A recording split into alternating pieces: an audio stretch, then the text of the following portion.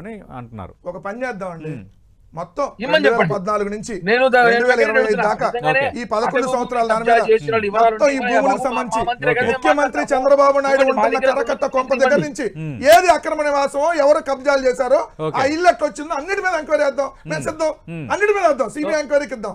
ఏది సిబిఐకి ఇచ్చి 2014 నుంచి 2025 దాకా ఆంధ్రప్రదేశ్ రాష్ట్రంలో, విభజిత ఆంధ్రప్రదేశ్ రాష్ట్రంలో ఏ భూమి, ఏ దేవాలయ భూమి చేశాడు, భూమిని ఎవరు కబ్జా చేశారు, ఏ కరకట్ట ఏదో కృష్ణానది ఎవరు కట్టారు, వెంకటరెడ్డి గారు సవాల్ విసురుతున్నారు. 2014 నుంచి ఇప్పటి వరకు ఎవరెవరు ఆక్రమణలు చేశారు అన్నిటి మీద విచారణ చేస్తామని. అంటే మరి మీరు చెప్తే వాళ్ళు చేయరు కదా.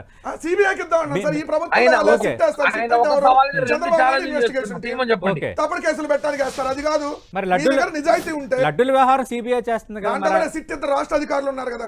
ఓకే, ఇప్పుడు వాళ్ళు లడ్డు మీద చేసిన ఆరోపణ ఏంటి సార్? ఫస్ట్ పాయింట్, జంతువుల కొవ్వు ఏమైంది? జంతువుల కొవ్వు కాదు, జంతువుల కొవ్వు, పంది కొవ్వు ఏమైంది? మీ హయాంలో తప్పు జరిగిందని రేపు పొద్దున్న సిబిఐ తెలిసి అప్పుడు ఏం చేస్తారు?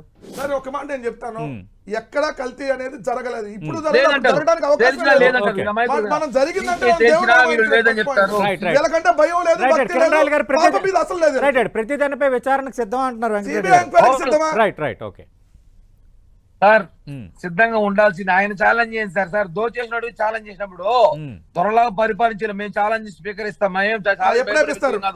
దోచేసిన దొంగలకే ఛాలెంజ్లు చేసే జరిగింది. ఏ ఛాలెంజ్ అయినా సరే, ఏ సవాల్ అయినా సరే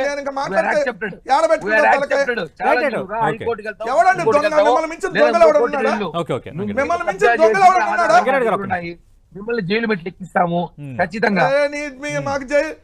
అంటే మీరు జైలుకు పంపిస్తారు అంతే కదా, తప్పుడు కేసులు పెట్టి జైలుకు పంపిస్తారు. 3 ఏళ్ల తర్వాత జైలు జాగ్రత్తగా పెట్టుకోండి, ఎక్కువ రోజులు ఉండాల్సింది మీరే దాంట్లో.